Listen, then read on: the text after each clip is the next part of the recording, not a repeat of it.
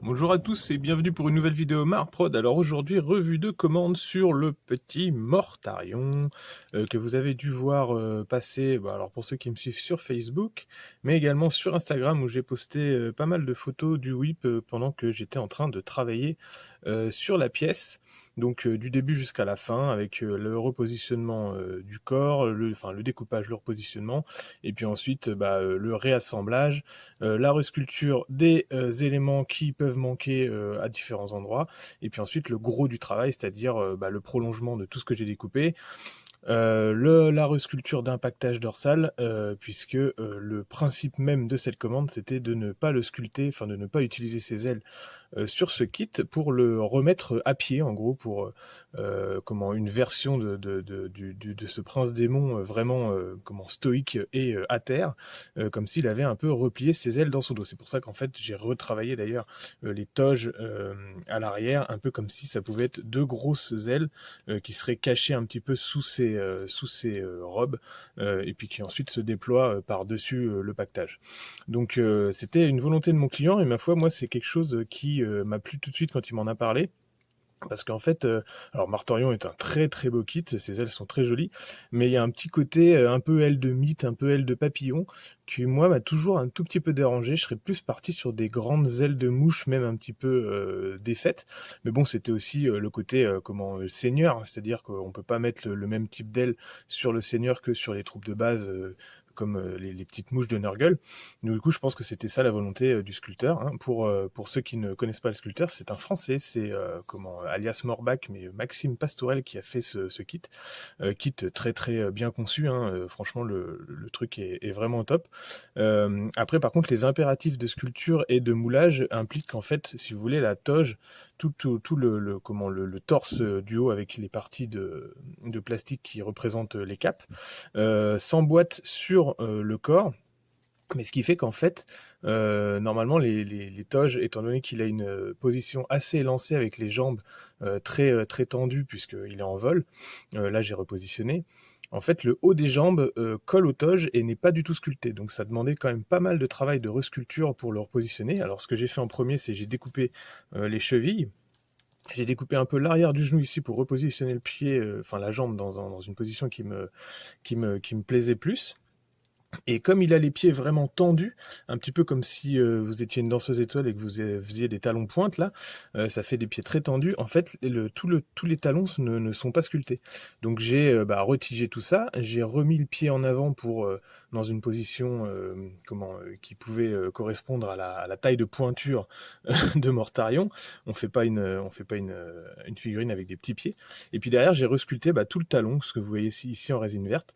Donc un talon, des plaques d'armure qui viennent par-dessus, un bout de semelle, et pareil aux deux pieds en fait. Donc vous voyez à l'arrière ce que j'ai pu resculpter. Et ensuite, on arrive rapidement au haut des jambes. Donc le haut des jambes, c'est pareil, j'avais toute une partie des hanches à resculpter. Et une fois que je me suis emboîté le torse restant, je me suis rendu compte qu'en fait, il y avait quand même pas mal d'espace entre les hanches et le buste, et que ça faisait un petit peu trop fin. C'est pour ça que j'ai resculpté ces pièces d'armure ici, qui sont des tassettes qui se mettent sur les côtés, pour faire un peu plus de masse. Alors ce que je peux, c'est vous enlever carrément le truc. En fait, je l'ai laissé en deux parties pour la peinture pour que ça soit plus simple.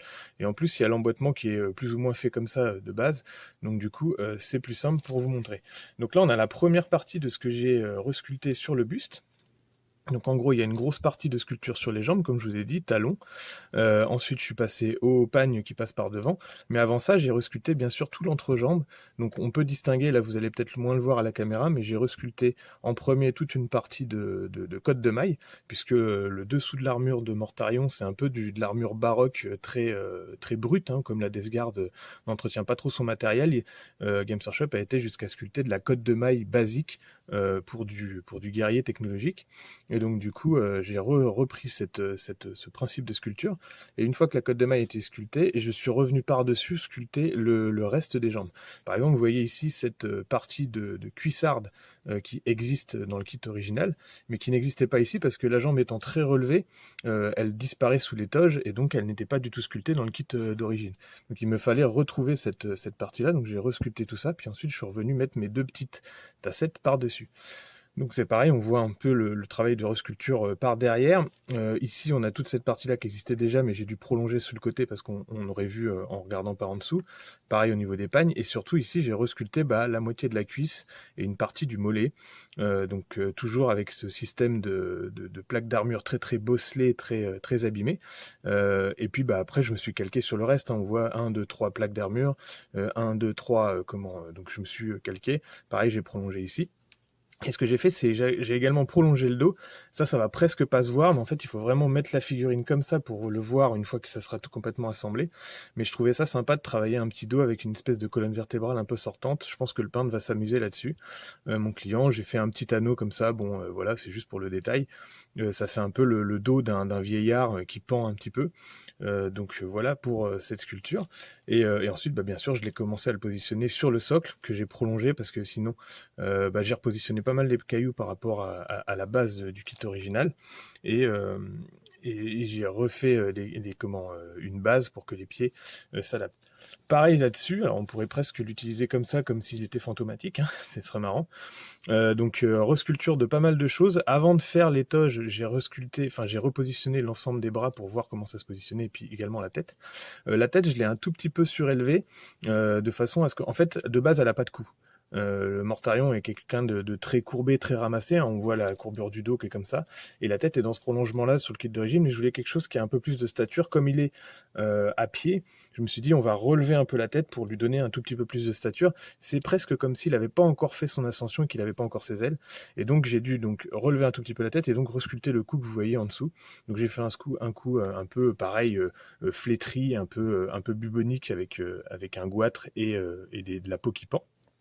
Et j'ai resculpté les dessous des bras, parce que comme j'ai repositionné les deux bras dans des positions un petit peu subtiles, hein, ça change pas beaucoup du kit original, mais j'ai retendu un peu celui-là, et puis celui-là je l'ai décalé vers l'arrière pour que la position de la faux puisse convenir de façon plus harmonieuse. Et donc j'ai resculpté le dessous, donc ce que vous voyez ici, comme s'il y avait une sorte d'épaulière en dessous, plus un flexible. Et puis ensuite, on arrive rapidement aux toges. Donc pareil, j'ai changé un peu la position des toges parce que je les ai écartés. Donc j'ai resculpté toute la moitié ici. Sur le seul point noir, point négatif, s'il en faudrait un sur ce kit, c'est la faux. La faux, je comprends pas comment on peut sculpter un manche de faux pareil, parce qu'en fait, personne ne peut se servir de la faux de Mortarion, ou alors personne n'a essayé de se servir d'une faux avant de sculpter ça.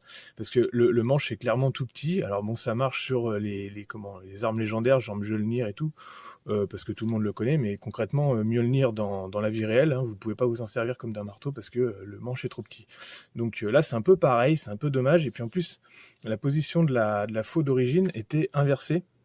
Et dans la dynamique de la figurine, j'aimais pas ça. Donc ce que j'ai fait, j'ai retigé, j'ai inversé la position pour qu'elle soit la lame vers le bas, et puis j'ai prolongé tout le truc. L'avantage, c'est que Mortarion est plus ou moins fourni avec deux paires d'options, parce qu'en fait il a deux flingues et deux manches de faux, étant donné que vous pouvez le mettre à droite ou à gauche en fonction de la position que vous voulez mettre. Donc j'ai collé les deux manches ensemble, et puis ensuite j'ai refait les connexions à la green stuff en remettant des petites décos. Et puis là, on arrive au gros du travail, donc c'était les toges. Une fois qu'on l'assemble sur la figurine, donc c'est pareil, ça s'emboîte comme ça avec une petite connexion qui est ici. Donc le peintre comme ça pourra tranquillement peindre à loisir tout ce qu'il veut. Et donc vous voyez, si on penche vraiment la figurine, on pourra distinguer le dos que j'ai sculpté.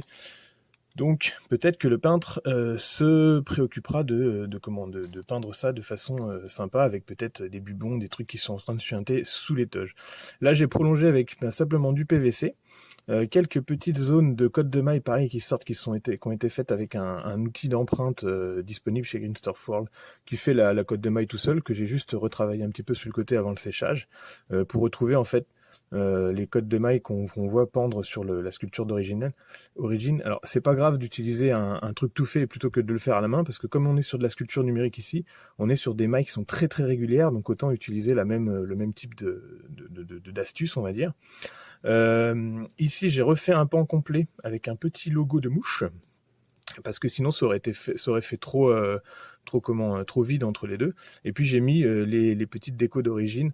Donc ce que j'ai fait, c'est j'ai travaillé par trois signes à chaque fois, comme le signe de Nurgle est basé sur un trilobe. Donc par exemple ici j'ai remis les décos à 3 encensoirs, 3 petits trucs. Ici c'est pareil, les positions des fumerolles ne sont pas comme ça, normalement elles sont 1, 2, 3 les unes alignées. Comme je devais resculpter un pactage dorsal, ce que j'ai fait c'est que j'ai repositionné également les fumerolles. Et puis pour finir sur les toges, pareil j'ai mis 3 tentacules, il y a 3 toges principales si on veut par là. Enfin ça c'est moi et mes petits tocs, mais 3 câbles, un là, qu'on a d'ailleurs resculpté suite aux derniers avis du client qui me disait tiens c'est marrant la cheville me paraît un petit peu fine, est-ce que tu pourrais pas rajouter? Donc c'est aussi pour ça que je fais des retours de commandes, hein, que je fais pas mal de photos et que je vous envoie les photos des whips, comme ça vous pouvez me dire ah bah à cet endroit-là peut-être que tu pourrais sculpter ça et tout ça. C'est des choses que moi quand j'ai la figurine sous les yeux et que je suis en train de travailler, je ne vois pas forcément. Donc si ça vous gêne ou si vous avez envie de rajouter des détails, souvent c'est possible dans la commande dans la mesure du possible et du réalisable. Pour pas que ça me prenne trop de temps par rapport au devis original forcément. Donc là j'ai resculpté ces petits câbles là, donc j'ai prolongé les toges, et puis après bah, comme il manquait les ailes, et qu'ici on a cette espèce pareil d'encensoir ou de haut-parleur, je sais pas trop, mais à la base c'est censé être une sorte de cheminée d'aération qui fume. Ça, je l'ai coupé du pactage original, j'ai décalé les fumerolles et puis j'ai reconstruit tout un pactage, pareil à partir des encensoirs qui sont assez innombrables sur le kit. Donc du coup, j'ai utilisé ces 2 petites boules-là avec les mouches qui sont déjà sculptées pour faire mon petit pactage. Le reste a été fait en carte plastique, donc du PVC découpé, des tubes de plastique emboîtés les uns dans les autres, avec des petites découpes pour faire bien pactage Space Marine, et le reste sculpté en green stuff, donc pour les câbles. Et puis j'ai voulu faire une partie en fait comme si le tube principal ici, enfin l'espèce de structure principale du pactage dorsal sortait du dos et de la sculpture originale. Donc j'ai repris en green stuff la texture de base pour faire comme si elle était craquelée et que ça s'était poussé vers l'extérieur. Tout ça a été étoffé, puis après j'ai remis le logo, la décoration d'origine par-dessus. Donc bah, voilà pour ce Mortarion, hein. C'était une commande ma foi plutôt intéressante. Franchement le kit de base aide beaucoup, hein, parce que quand on regarde la figurine de base, on se dit oh putain il va y avoir du boulot, mais en fait comme le kit est bien conçu grâce au sculpteur, merci Morbach, bah derrière ça demande un tout petit peu moins de travail au niveau repositionnement, même si ici quand même il y avait beaucoup de sculptures, vous avez vu au niveau du corps. Donc voilà, j'espère que cette figurine vous aura plu. En tout cas, moi, ça m'a plu vraiment de la travailler. Je remercie mon client au passage pour cette opportunité. Et puis, j'espère bien voir la figurine passer en peinture une fois qu'elle sera peinte, et je vous la recommuniquerai sur mes réseaux. En attendant, n'hésitez pas à me suivre sur mes différents médias. Donc j'ai maintenant une chaîne Twitch, donc n'hésitez pas à vous y abonner pour voir mes commandes en cours en live de sculpture. N'hésitez pas à vous abonner sur cette chaîne YouTube si ce n'est pas déjà fait, et à commenter parce que c'est comme ça que les vidéos marchent sur YouTube. Et puis merci de me suivre sur Facebook et Instagram pour les plus fidèles. Ceux qui veulent m'aider un peu plus financièrement parlant peuvent également souscrire à un abonnement ou à quelques dons sur Utip. Merci beaucoup, ça m'aide à continuer le boulot et puis surtout à faire des vidéos sur cette chaîne. À bientôt à tous et bon modélisme!